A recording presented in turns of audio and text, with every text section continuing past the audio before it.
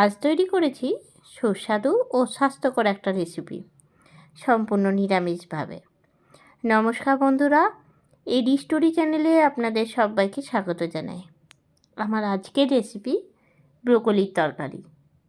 অনেকেই হয়তো এই রান্নাটা আমিষভাবে করে থাকেন, তবে সম্পূর্ণ নিরামিষভাবে একদম কম তেল মশলা দিয়ে কি করে ব্রোকলি তৈরি করবেন দেখে নিন আজকের রেসিপিটা। আশা করি সবার ভালো লাগবে। ব্রোকলির তরকারি করার জন্য আমি নিয়ে নিয়েছি একটা ব্রোকলি। এবার ব্রোকলিটা আমি আলাদা করে নিচ্ছি ডাল থেকে। একটা একটা করে ছোট ছোট করে ডালগুলোকে কেটে নিচ্ছি।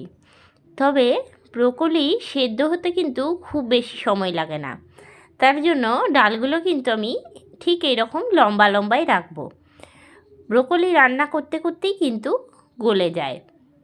ব্রোকলি কিন্তু আমিষ নিরামিষ দুই রান্নাই খেতে দারুণ লাগে, তবে আমি আজকে যেটা করব সেটা হচ্ছে সম্পূর্ণ নিরামিষ রান্না।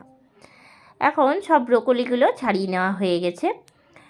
অন্যদিকে কড়াই চাপিয়ে নিয়েছি, আর কড়াইয়ের মধ্যে প্রথমেই দিয়ে দিচ্ছি রিফাইন্ড অয়েল। আপনারা চাইলে সর্ষে তেলেও কিন্তু রান্নাটা করতে পারেন।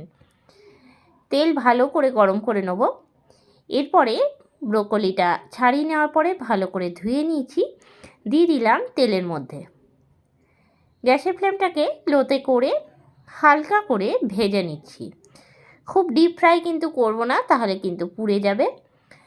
5 থেকে 7 মিনিট নাড়াচাড়া দিয়ে ভেজে নিচ্ছি। ব্রোকলিটা ভেজে নেওয়া হয়ে গেছে, এবার একটা বাটির মধ্যে ঢেলে রাখছি। অন্যদিকে আবারও কড়াই চাপিয়ে নিয়েছি, আর কড়াইয়ের মধ্যে দিয়ে দিচ্ছি রিফাইন্ড অয়েল। আমি কিন্তু পুরো রান্নাটাই সাদা তেলে করছি, আপনারা চাইলে সর্ষে তেলেও কিন্তু রান্নাটা করতে পারেন। কড়াইয়ের মধ্যে ফোড়নে দিয়ে দিলাম কয়েকটা গোলমরিচ, শুকনো লঙ্কা আর হাফ চামচ গোটা জিরে। ভালো করে 2-3 মিনিট ফোড়নটাকে আমি রেডি করে নিচ্ছি। ফোড়নটা রেডি হয়ে গেলে এর মধ্যে আমি দিয়ে দিচ্ছি কেটে রাখা আলুগুলো ডুমো ডুমো করে কেটেছি, তবে খুব বড় করে কাটিনি, তাহলে কিন্তু আলুটা সেদ্ধ হতে একটু বেশি সময় লাগবে। আলুটা দিয়ে নিয়ে ভেজে নেব। দিয়ে দেবো আন্দাজ মতন লবণ আর হলুদ। একেবারে হলুদ আর নুন দিয়ে কিন্তু আমি আলুটা ভেজে নিচ্ছি। ভালো করে নাড়িয়ে নিচ্ছি। ভালো করে নাড়াচাড়া দিয়ে আলুটাকে ভেজে নিচ্ছি। এরপরে একটা মশলা তৈরি করে নেব। মিক্সিং জারের মধ্যে প্রথমেই দিয়ে দিচ্ছি কয়েক টুকরো আদা, আর দিয়ে দিচ্ছি শুকনো লঙ্কা 4-5টার মতন, আর দিচ্ছি গোটা জিরে 1 চামচ, আর একটা পাকা টমেটো। সামান্য জল দিয়ে ঢাকনা আটকে একদম মিহি পেস্ট তৈরি করে নিয়ে ফিরে আসছি। পেস্ট করে নিয়ে ফিরে চলে এসেছি। অন্যদিকে আলুটা কিন্তু এখন ভাজা হয়ে গেছে, আর আলুটা ভাজতে ভাজতে এখন অনেকটাই কিন্তু সেদ্ধ হয়ে গেছে। দিয়ে দিচ্ছি এর মধ্যে বেটে রাখা মশলাটা। পুরো মশলাটা দিয়ে নিয়ে আলুর সাথে কষিয়ে নিচ্ছি। গ্যাসের ফ্লেমটা হাই টু মিডিয়ামে রেখেছি। সমানে নাড়াচাড়া দিয়ে নেব। বেশ কিছুক্ষণ ধরে নাড়াচাড়া দিতে দিতে কিন্তু মশলা থেকে তেল ছাড়তে শুরু করে দেবে। মশলা যখন টান টান হয়ে আসবে তখন এর মধ্যে সামান্য জল দিয়ে দিচ্ছি। জল দিয়ে মশলাটা কষিয়ে নিচ্ছি। বেশ কিছুক্ষণ ধরে নাড়িয়ে নিলাম আমি। আমার মশলাটা কষাতে কিন্তু 15 মিনিটের মতন সময় লেগেছে। মশলার থেকে যখন তেল ছাড়তে শুরু করে দেবে তখন দিয়ে দিচ্ছি এর মধ্যে ভেজে রাখা ব্রোকলিগুলো দিয়ে নিয়ে ভালো করে আবারও আমি নাড়িয়ে নিচ্ছি। যে কোনো নিরামিষের দিনেই কিন্তু এই রান্নাটা করে নিতে পারবেন একদম সহজেই, আর কম মশলা দিয়ে কিন্তু খুব সুন্দর একটা নিরামিষ রান্না হয়ে যায়। 5 থেকে 7 মিনিটের মতন নাড়াবো।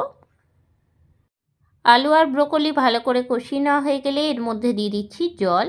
আমি এখানে গরম জলের ব্যবহার করেছি। ব্রোকলি আলুর তরকারিটা কিন্তু একটুখানি টান টান হলেই খেতে বেশি ভালো লাগে, সেজন্য আমি জলের পরিমাণটা কিন্তু একটুখানি কমই দিয়েছি।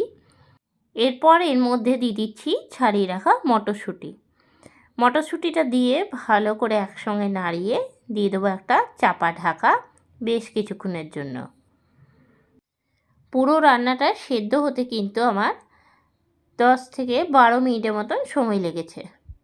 10 থেকে 12 মিনিট পরে ঢাকনা খুলে আরও একবার ভালো করে নাড়িয়ে নিচ্ছি।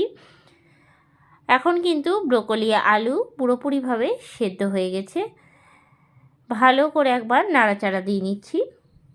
আমি কিন্তু এখানে লবণের ব্যবহারটা করিনি, আর যেহেতু আলুটা ভাজার সময় লবণ দিয়েছি। ঢাকনা খুলে নিয়ে নাড়াচাড়ার পরে দিয়ে দিলাম 2 চামচ চিনি। ব্রোকলির তরকারিটা একটুখানি মিষ্টির ভাগটা হলে বেশ ভালোই লাগে। প্রয়োজন হলে আপনারা সামান্য লবণটা দিয়ে নিতে পারেন।